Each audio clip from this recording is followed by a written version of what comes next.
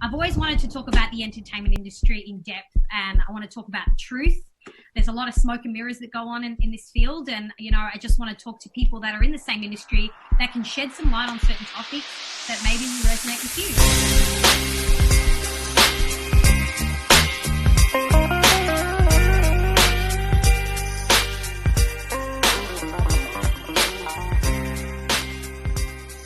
I'm playing the part of Steph because guess what?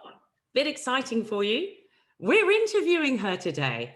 Today is all about her story. Hey Steph, how are you going? I feel really nervous and I feel excited, and I am somebody from the entertainment industry and I've had a really big story. You've been in it forever, haven't you? Tell us a Forever. little bit about how you got into it. What attracted you to the entertainment industry? I think sometimes things are just, they find you, and it really did. I was a kid full of energy and life, and any opportunity that I got, I would perform in front of my family. That I would sit them down and said, "It's my time now." It was when I was about 7 when my auntie told my mother, like, "You have to take this kid somewhere. She's driving us mad. She won't stop." I So, love it. so that's how it started. So talk a little bit more about what you experienced as you were going through, because from what I understand, you heard a lot of "you're amazing, you're going to make it." Talk to me a little bit about the process of which ended up with disappointment with you at one point. Yeah. I was naturally a very confident kid because I was performing for such a young age. And every time I would perform, I'd get that round of applause. And I knew within me that I was good, that this was for me. And it wasn't until I entered primary school where there were things that started to change. I don't have very good eyesight. I don't know if anybody knows that about me.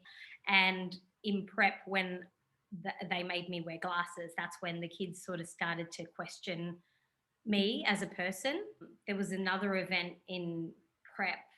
I think I went to a birthday party or it was a family friend, and this kid out of nowhere just spat in my face. And it was just behind closed doors. I never told my parents. And I feel like that was the start of what was to come for me. And just keeping things silent, keeping things to myself, not wanting to share with my family that these things were happening to me. And even at school, it was this, the Four Eyes thing. And then that went into, they threw things from the balcony at me because I was just too happy. And Okay. yeah, I was just always, I had this notion because I was a performer that the show must go on, and it doesn't matter what anybody's doing to you, you just have to keep going no matter how it's feeling inside. So yeah, I just continued with that energy, but I that's when it started to hurt inside. And yeah, it was in primary school where and again outside of school, that's when I started to do my singing lessons, dancing lessons, acting lessons, you name it. But there were things that I then discovered that I wasn't the best at. Give us an example of one. Yeah, like doing the splits. Sports? Sports, horrible. But even dancing is such a big part of the entertainment industry, and I loved to dance. Don't know whether I was good at it, but because the aim was to be the triple threat, I was really discouraged because I couldn't do it. Yeah. And I was quite chubby, and so there were these little things that never bothered me as a young kid. But as I grew up, I started to take a lot of notice of those things. There were mentors that came into my life in the entertainment industry who, the word that comes to mind is swept me off my feet. Like that was these were places I felt like home. And when I would perform in these settings, in on stages, auditions, I felt like this was my place. And I would constantly get that you're so naturally talented. You've got this. And because I heard that, I didn't feel like I had to practice too much. It just came. And I Mm. thought that if I just kept building this skill and just kept performing and being amazing, then someday I would be signed and I would get a deal and I would be famous. Yeah. So why didn't it happen? You feel this high and then there's this low, and things just Mm. weren't matching up for me. And I wouldn't get a role because of weight or something else, or I wasn't the right fit. But I didn't understand that at the time because You were I just young? I was young and I was good to me because that's what I Mm. was told. Tell me why because I'm sure all your listeners will be really curious as to why this part that we're about to talk about, you've now come out to talk about it when Mm. you've stayed silent for so long. What was the driving factor for you? Um, well, I think this feels like one of the final pieces of the puzzle, that because people ask why you didn't become a singer. And one of those reasons was to get into speaking, and I loved it. And I wanted to have the microphone, like I wanted to be in control. But my final straw was a control somebody had on me because my parents paid a lot of money for me to make it. They believed in me. Sorry. Um, and I think that's why I've been so scared to talk about it, is because they put so much into me. It feels shameful that this had to happen, or and this happened.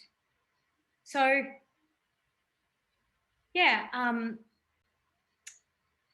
my last years of doing singing, very early 20s, I made music because if you want to be signed, as time goes on, it's a different process on how to make it. Mm. And I thought I had to make music and then put it out there, and then somebody would then notice me and again be signed, and that's the process that I was used to. So Mm. I made an album with someone. It went really well in the sense that I got gigs, and it was time to, I guess, change my sound because, again, everybody that I have worked with or told me that they were going to help me through, I guess I should have seen it as it was and not what I hoped it to be. I should have just seen, what, this person is just making music. They're not going to help you get signed. That's one thing that I've had to realize, that my parents paid a lot of money for this next album, a lot of money. And even after my sessions with this person, my parents were so proud of me, like, oh yeah, can't wait to buy your CD, and we're so excited. And that felt really good. I began to trust this person and tell them my personal problems because I thought that they were there for me. Furthermore to that, as we were making the final bits of the album, I couldn't relax in the studio. So he then said, well, let me give you a massage. Before you continue, how old were you? About 21. Okay, so you're still really young. Yeah. Okay. Every session, I feel like there was more massaging than singing and doing what I needed to do. Okay. And then from there, then I got told that if I wanted to make it in this industry, then I had to look at the magazine covers that all the celebrities were on, and that they did have an edgy appeal, and that's what I needed to do to break into the industry. At first it felt really weird because it's not the way I wanted to go. I guess in a way I gave up on my vision of what this was because it'd been Mm. so broken that I thought, well, maybe he's right. He's got the credentials. He's right. He knows. So slowly, um, he would make me pose for photos on a phone and make me reveal a little bit more each time. So he's taking photos of you posing in provocative poses Yeah, without a professional photographer there. yeah, How did that make you feel? very uncomfortable. Mm, But in my head, I thought this must be, he knows this is what it is. And I think over time we'd stopped recording, which was a good thing because I no longer had to go into the studio. mm, It was great. But these photos carried on in the sense that he wanted me to then go and practice these photos at home, okay. um, on my own phone, and then send them through. Mm. And, he would make me feel, I don't know to the words exactly, but he would make me feel like I had to rush home and take photos and send it to him because he would make me feel really bad otherwise if I didn't. So he made you feel that there was a sense of urgency. Yeah. To be successful, you had to do this as quickly as possible so he could do his side of the bargain. Yes. What kind of photos was he asking for? Showing bits of my body that I wasn't comfortable doing. So your private body parts. Yeah. And Steph, did you send them? You did. And that's where your shame is, isn't it? But that's not your fault. And the entertainment industry, up until the Me Too movement, and just remember, this was before the Me Too movement. I reckon it's difficult because you go, hang on, I chose to send them. And that's going to be where your thing is. But you know what? A master manipulator, and it sounds to me like you were groomed. They always talk about grooming of children. Adults get groomed too. Look at catfishers. Yeah. I just, it's funny. I didn't, I didn't even think it was happening to me. You feel like it's not even happening. And even until this day, I had so buried this. So I started to feel like it was too much. So what I decided to do then is just remove myself very slowly and say that I was busy doing other things. And eventually it stopped. Mm. But then a little while later, there was a young woman, not even in the entertainment industry, that asked about this person and asked me why they want photos of her. And I couldn't answer because I felt like anything that I would do in the entertainment industry, because I had this notion from young that he would come out and show these photos and expose me. It's like this very thing behind closed doors that started off at 4 or 5 years old was the thing, and the thing now, really.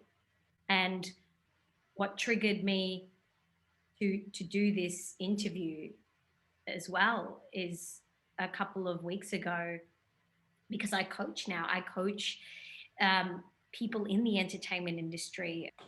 That one of my young clients was being followed by somebody displaying very similar behavior as to what happened to me. And then when I found that out, it took me a while to process that again because I relived this event. So when you say followed, you actually mean on social media? Yeah. Yeah. Everybody was speaking about this particular person in the industry, and I just decided to. It took a lot for me just to take it and just say, you know what, I'm taking this to the police so they are aware of it. And now I'm left with the fact that I feel good about that, and now I need to talk about this because So it's triggered something in you. yeah, definitely. And if you could, in that triggering, and it's obviously brought up the depth of the pain that you felt and the shame, you coming out and talking about it, what advice would you give to anyone going into the entertainment industry based on your own experiences? Surround yourself with good people and genuine people, and have a mentor, and have a mentor that you know will come through for you, and not this, oh yeah, I'm here and then I'm not. How do you recognize someone who's a good mentor? Because there's a lot of very clever communicators out there who are master manipulators. And in the entertainment industry, because what I heard from what you were saying was that he played on your confidence, Mm, and he played on your, I'm getting older. If I don't do this now, that's it. I'm done. mm. So how do you recognize that? How do you, the little words that they might say? Yeah, What is it? I think when it's too good to be true, it is. When they're telling you stuff that then they don't even know you, and they're saying how you're going to do and you're going to be famous and all this Mm, stuff. It's not true, because how do you know? How do you know that I'm going to be famous? How do you know that? How do you know who I am? I think you pay attention to the patterns too. If they let you down once, very, very likely they'll do it again and again and again. I always try and find who knows who that knows who that knows who that I can just find out what was your experience like. mm, That's another one.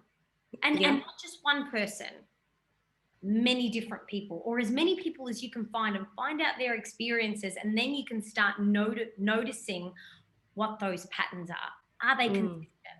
Are they not consistent? Do they do what they say they're going to do? Are these people really showing up for me? And hard, genuine work. mm, People come to me and they say, or, can you get me a job where you are? Or can you play me? And it's not that easy. It's you come and do 12 hours a day for free for 5 years. mm, It's not, it doesn't happen like that. You don't just, it comes through your attitude and your mindset and what you put out there genuinely, and you've got to do that over and over and over and over again. This field has made me really vigilant in a whole new way, and I'm so grateful. I'm so grateful for that. But I do think that a lot of us need to come together more and tell the truth, tell our mm. truth. Yeah. Well, that's what Behind the Glam is, isn't Yeah. it? It's funny that I talk about this today, because it's like everything happened at the start to fulfill what I'm doing now. And now Mm, I want to talk about the truth. I want to give people that voice like I never had, to be able yeah. to share their experiences. I think, yeah, you have to work on yourself. You have to feel good about yourself, and you've got to be ready. You've got to be ready within yourself. I wasn't ready. I wasn't No. ready at all. And I thought I was, but I wasn't. I had a lot of growing to do. And that's why the time is now. This year's been a big year for me. There's been a lot of changes this year, and Mm, it's just part of those changes. So whenever that happens, it happens, in mm, the sense of speaking about whatever you want to talk about. But if this platform, this interview, this chat makes you feel like you can talk and you can share and you can heal, because that's how I feel about this. This is, for me, this is a healing process. yeah. Um, then then I'm so grateful that this could be part of that process.